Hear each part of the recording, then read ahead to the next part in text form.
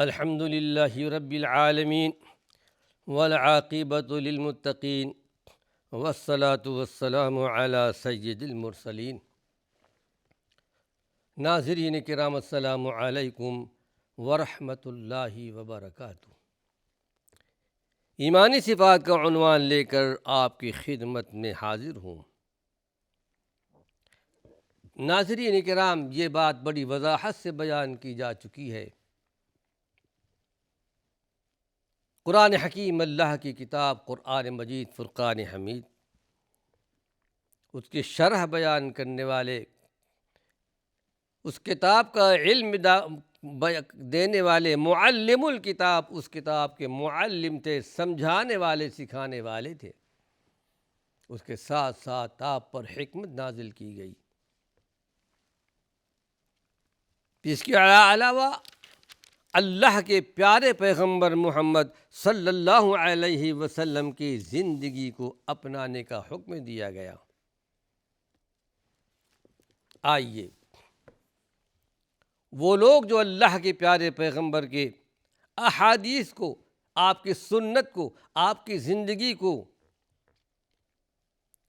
اپنانے کے لیے تیار نہیں یا حجت نہیں سمجھتے، حدیث کے حجت ہونے کی ایک اور دلیل آپ کو دے رہا ہوں قرآن حکیم سے، کہ اللہ کے پیارے پیغمبر کی یہ حدیث، سنت، یہ حقیقت میں ایک حجت ہے قرآن کے آئینے میں۔ حدیث حجت ہے یا نہیں،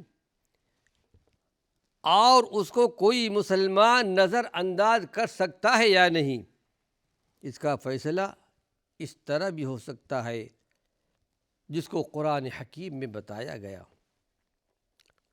قرآن حکیم میں اللہ رب العالمین نے ایمان لانے والوں کا راستہ بتایا گیا کہ ہمارے نیک بندوں کی نشانی یہ ہے کہ جو بندے ہمارے ایمان لا چکے ہیں اس راستے پر اپنے آپ کو ڈھال لیتے ہیں۔ آیے سورہ النساء کی ایک آیت آپ کے سامنے پیش کر رہا ہوں۔ حدیث کے حجت ہونے کی ایک دلیل، ایک عنوان ہے، وَمَنْ يُشَاقِقِ الرَّسُولَ مِنْ بَعْدِ مَا تَبَيَّنَ لَهُ الْهُدَى وَيَتَّبِعْ غَيْرَ سَبِيلِ الْمُؤْمِنِينَ نُوَلِّهِ مَا تَوَلَّى وَنُصْلِهِ جَهَنَّمَ وَسَاءَتْ مَصِيرًا۔ ارشاد ربانی ہے، اس کا ترجمہ سن لیجئے۔ قرآن ہمیں کیا پیغام دے رہا ہے کہ جو بھی رسول کی مخالفت کرتا ہو، آپ کی سنتوں کی مخالفت کرتا ہو، آپ کے اقوال کے افعال کی مخالفت کرتا ہو، اس کے بعد کہ اس کے پاس ہدایت کی بات آ چکی ہے۔ وَيَتَّبِعْ غَيْرَ سَبِيلِ الْمُؤْمِنِينَ، وہ اللہ کے ہمارے پیارے پیغمبر کی سنتوں پر عمل نہیں کرتا۔ یہی نہیں بلکہ ایمان لانے والوں کا جو راستہ ہے، عام مسلمین کا، جو اللہ کے رسول پر ایمان لا کر اسی پر چلتے بھی ہیں، اس کی پیروی بھی نہیں کرتے، جب یہ جہنم کی طرف جا رہے ہیں، گمراہی کی طرف، ہم اس کو اسی طرف ڈھکیل دیتے ہیں۔ یہ اللہ کا ایک قانون ہے۔ جو اللہ کی طرف آنا چاہتا ہو، اللہ اس کے لیے راستہ پیدا کر دیتا ہے، لیکن جو اللہ کی طرف، رسول کی طرف نہیں آنا چاہتا تو اللہ رب العالمین اس کو اسی طرف ڈھکیل دیتا ہے۔ بہت سی آیات بینات میں ہمیں یہ بات ملتی ہے۔ یہدی الیہ من ینیب، اللہ ہدایت اسی کو دیتا ہے جو اللہ کی طرف جھکنا چاہتا ہو، آنا چاہتا ہو، اللہ کو راضی کرنا چاہتا ہو، کتاب و سنت کی زندگی پر آنا چاہتا ہو، اسے ہدایت مل جاتی ہے۔ اب ذرا اس آیت کو سامنے رکھ کر کے دیکھیے۔ اس آیت میں اللہ رب العالمین نے ان کو جو مومنین کے راستے کو چھوڑ کر دوسرا راستہ اختیار کر لیتے ہیں، ان کے لیے بتایا گیا کہ ان کا ٹھکانہ جہنم ہے۔ تو ضروری ہے اس مسئلے میں بھی یہ بھی معلوم کیا جائے کہ اللہ کے نبی کے زمانے میں یا آپ کے بعد صحابہ ہیں، تابعین ہیں، تابعین سے مراد جنہوں نے صحابہ کو دیکھا ہو، صحابہ سے مراد وہ جنہوں نے اللہ کے پیارے پیغمبر کو دیکھا ہو، آپ پر ایمان لایا ہو، تو آخر ان کا راستہ کیا تھا؟ صحابہ کا کون سا راستہ تھا؟ یا صحابہ کے بعد جو تابعین تھے، تبع تابعین تھے، یا ائمہ اعظام تھے، یا محدثین تھے، حدیثیں لکھنے والے، اللہ کے راستے کو اپنانے والے کون تھے وہ؟ کہ وہ اللہ کے پیارے پیغمبر کے اقوال کو، وہ آپ کے افعال کو، وہ آپ کی سنتوں کو حجت مانتے تھے یا نہیں؟ آپ کے بعد جو صحابہ کا دور تھا، تابعین کا دور تھا، وہ کیا کرتے تھے؟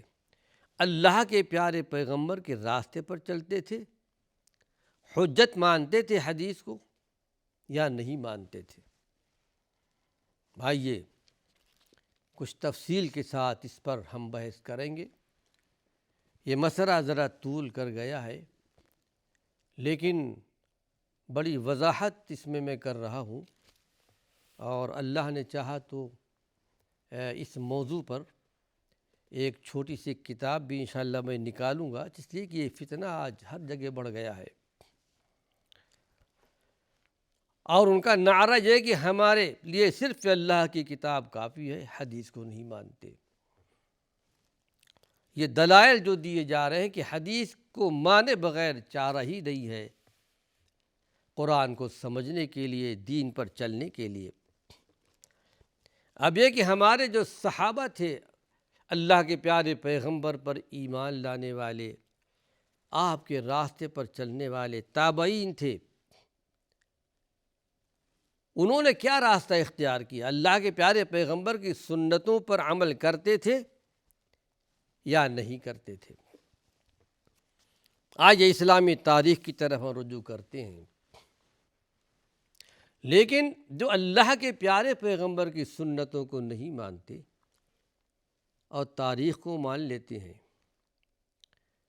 تاریخ کو مان لیتے ہیں لیکن اللہ کے پیارے پیغمبر کی سنتوں کو نہیں مانتے، کہ کیا یہ دلیل ہے کہ اللہ کے پیارے پیغمبر کی حدیث ہو؟ اور اللہ نے چاہا تو اس عنوان سے بھی آگے انشاءاللہ کچھ میں بیان کروں گا، لیکن ابھی صرف اس وقت اس بات کا ذکر کر رہا ہوں کہ اسلامی تاریخ کی طرف ہم رجوع کرتے ہیں۔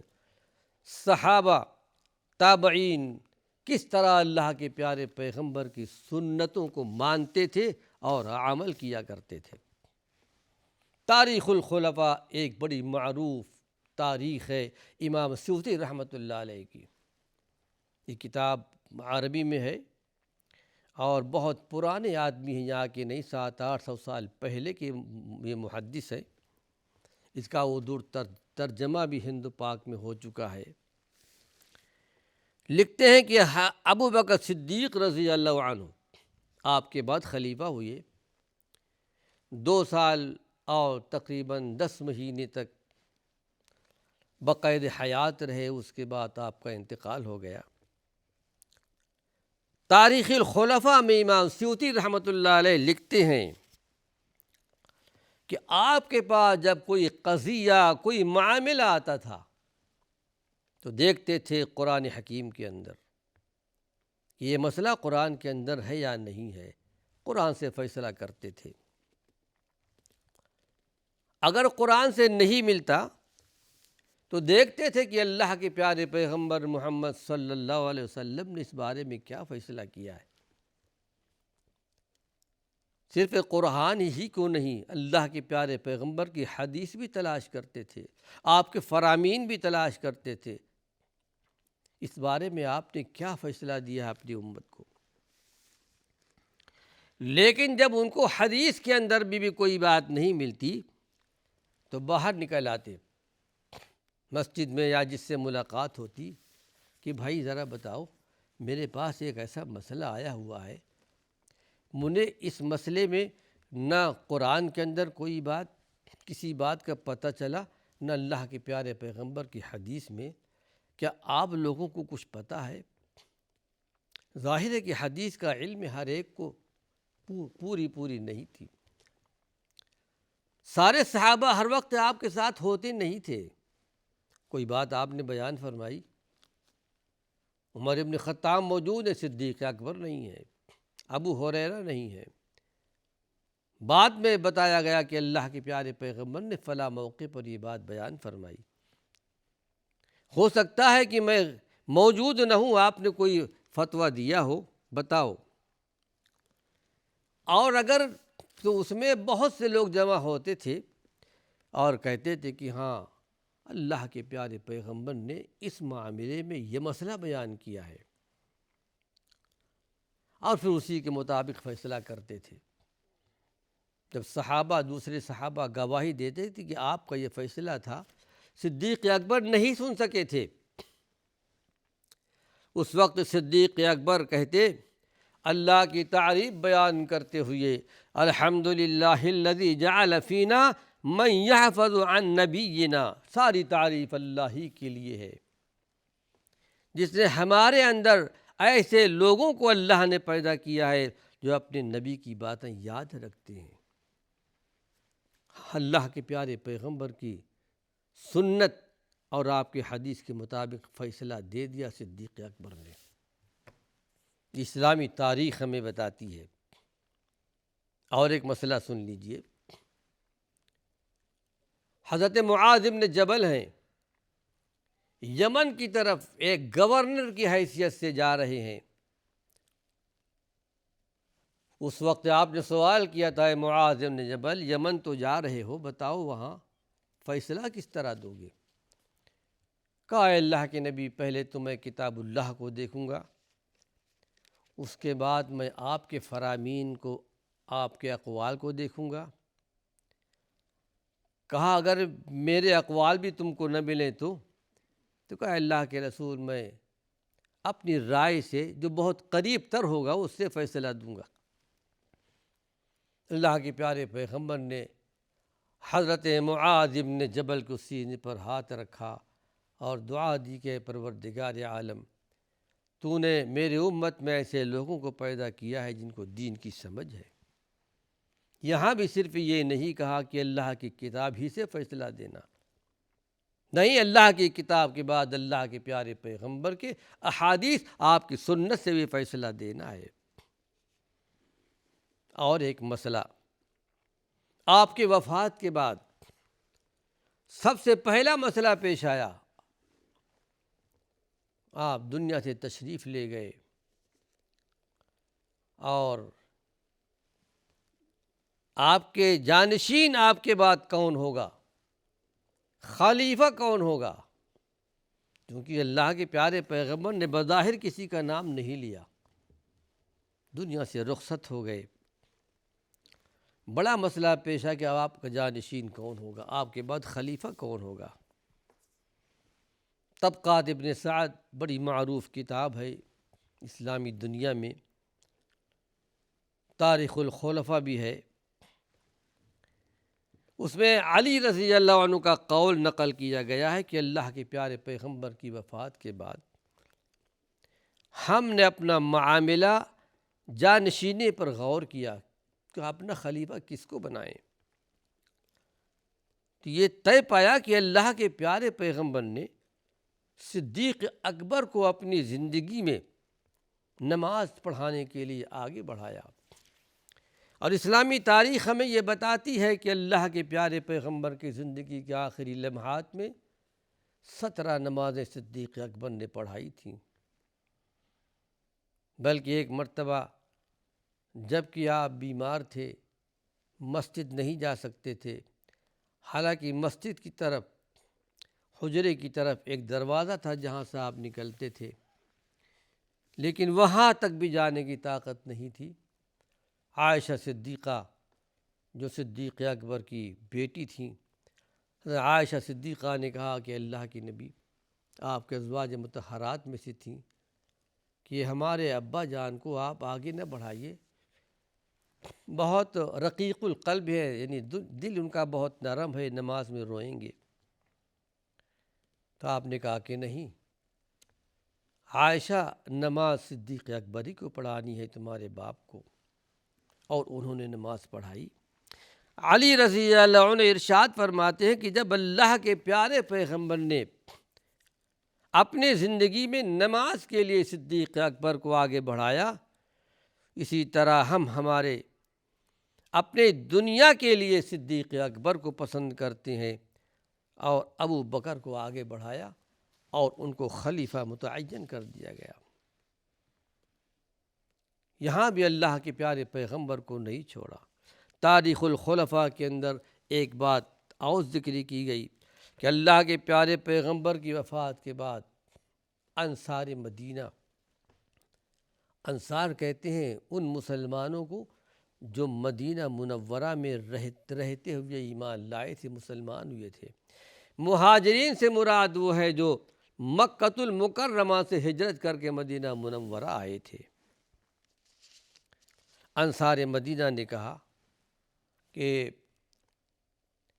امیر یعنی خلیفہ ایک ہم میں سے ہونا چاہیے، مدینے والوں میں سے، ایک مکے والوں میں سے، مہاجر جو ہجرت کر کے آئے۔ لیکن اس بات کا علم ہے جب عمر ابن خطاب کو ہوئی تو انہوں نے جا کر انصار مدینہ سے کہا، اے انصار کے گروہ، بتاؤ کیا تمہیں پتہ نہیں ہے کہ اللہ کے رسول صلی اللہ علیہ وسلم نے اپنی زندگی میں صدیق اکبر کو امام بنایا تھا؟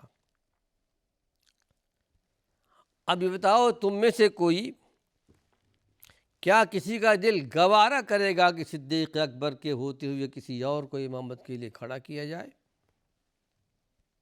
انصار مدینہ بول اٹھے کہ ہرگز نہیں، اور کہا نعوذ باللہ ان نتقدم بابی بکر، ہم اللہ کی پناہ چاہتے ہیں کہ صدیق اکبر کے مقابلے میں ہم کسی اور کو آگے بڑھائیں۔ ناظرین کرام، وقت ختم ہو چکا ہے۔ اللہ نے چاہا اسی عنوان سے کچھ اور مفید باتیں اپنے آئندہ درس میں پیش کروں گا۔ وآخر دعوانا ان الحمد للہ رب العالمین۔